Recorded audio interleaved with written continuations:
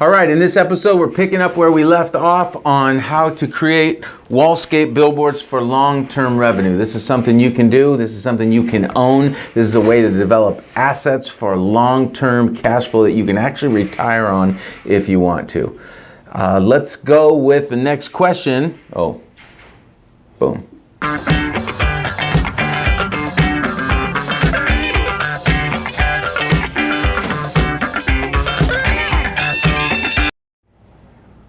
Hey, welcome to episode 7. I'm Brett, founder of Ackland Media Frames, the trade-only manufacturer of Wallscape frames, billboard frames, truck side frames, frames for interchangeable graphics directed specifically to the sign industry. We took a little detour the last few weeks to talk about not just the product, but the application of the product for a revenue generating business opportunity. This is something that can literally be a brand new profit center. This is something for you specifically that you can own for a long time just by getting out, knocking on doors and connecting the right parties and developing a media company in a sense. And it's a great sideline to your regular business. It's a long-term thing, and I think you're gonna like this. So if you haven't watched the previous episodes, I hope you'll do it. We also have an ebook. This ebook is free. It's downloadable on our site, How to Create Wallscape Billboards for Long-Term Revenue. I think it's about 30 pages, step-by-step how-to, really good information that if you wanna go down this road, it'll get you started. So, the next thing we were going to talk about was the competitive analysis. Who's doing it? What's the competition like? In the sign business, we know the competition can be fierce. We know, unfortunately, that it's very easy to lose a job just by somebody taking your bid to another shop or thinking, oh, I see the printing costs this much. Well, you know what? My wife's cousin's brother does that out of his garage and he can do this part. So how much? And it seems like everybody's always trying to just chisel and whittle their way down to getting us to do a little something, maybe just a section of the job. And anyway, it's never good when the job just becomes a commodity, when really here we are trying to put value in it and that kind of thing. So I love this opportunity because there's competition isn't really there. The competition that's out there, I don't know, maybe traditional billboards that are on the side of the freeway, but that's not really competitive because your customer at first is the building owner who has the wall space available to go sell. They want to do that in most cases if the city will permit it, if you can get through that little bit, that hurdle, I'll say. So that's the first customer. The next customer is who's going to buy the space, and we're going to talk about in a later episode, but there's nobody really out doing this, and I can't figure out why. The best reasoning I can come up with is nobody really knows how to do it. Nobody's really thought about it in these terms. But we have a very inexpensive way of creating changeable messaging that's not digital animation. I love that stuff, but that's really high dollar. This is customizable for any surface, and it's made to be changed. And it's an opportunity that is ripe and it's ready. So the competitive analysis is in your favor. There's no competition. The other one is, how profitable is this business opportunity? This is a very profitable business opportunity. We talked about that a little bit in the last episode, how much per square foot people are getting, how much per thousand.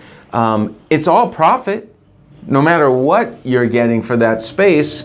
Once you cover the cost of the initial production, which again you pass on to the advertising client, you maybe charge first and last plus a production fee, the cost is covered. So there's no other cost except your cost of sales if you pay someone a commission, if someone else sells the advertising instead of you. But the margin is big. And so it's very profitable. I'll give you an example. When we first got into the framing business, I had an advertising company. We did all types of outdoor advertising, and one of them was mobile billboards.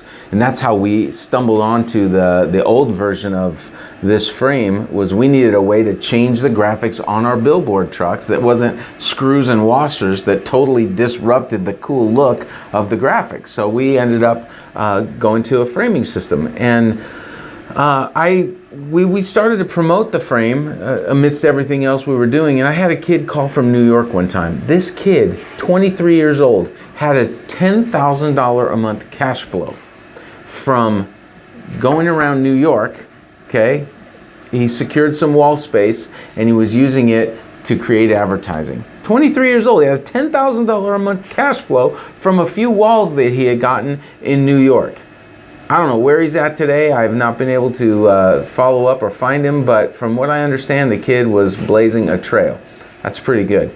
You can do the same thing. I'll give you another example. I have a client who buys our frames, and I don't have permission to tell you his name, but I don't think he'd mind me telling you that he's got a whole fleet of billboards. He sits on the California board of billboard owners, and he has one billboard he shared with me. One billboard in particular in a very busy part of California that brings in $25,000 a month. It's in a major area, and the story that he told me was that he had a land lease on this billboard.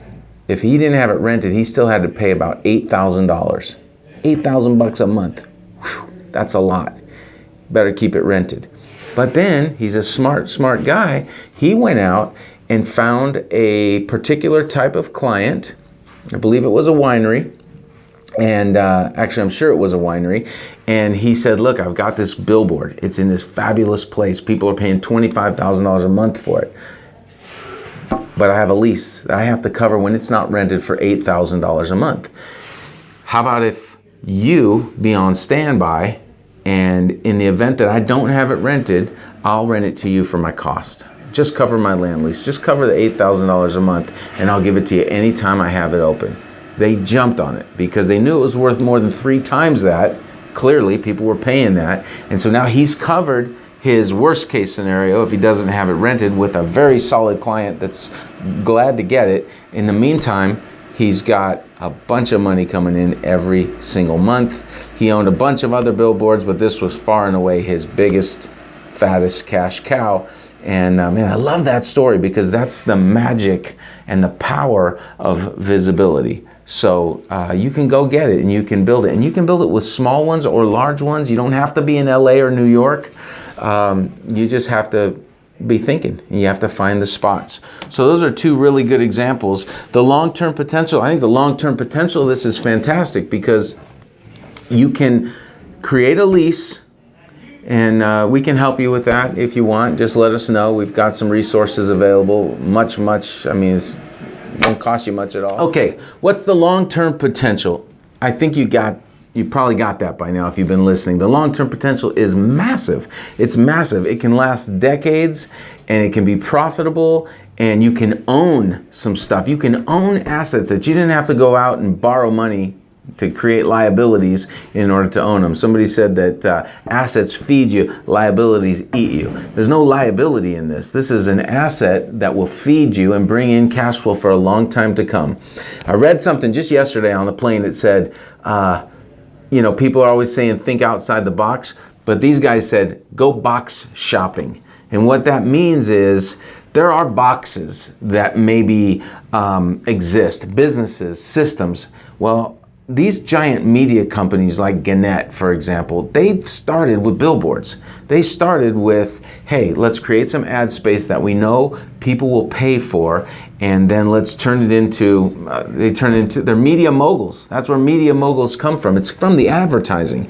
And when you go box shopping, you're thinking outside of your box of the way you normally do business, but you look at some other boxes, other systems that exist out there and think, how can I apply that system to the business that I'm in? Well, if you're in business, you're talking to people, you're out, you're doing sales, you know people, you're in signage, you print stuff maybe, you install things. I mean, this is like a glove that might just fit really well for you. It might be just the right box that you can think of, which is outside your regular box, that might help you build your business. So we want to help you do that. I'm going to wrap it up for today. I got more on this subject, so stay with me. Remember, you can do it. Put some frame in your game. Thanks for watching.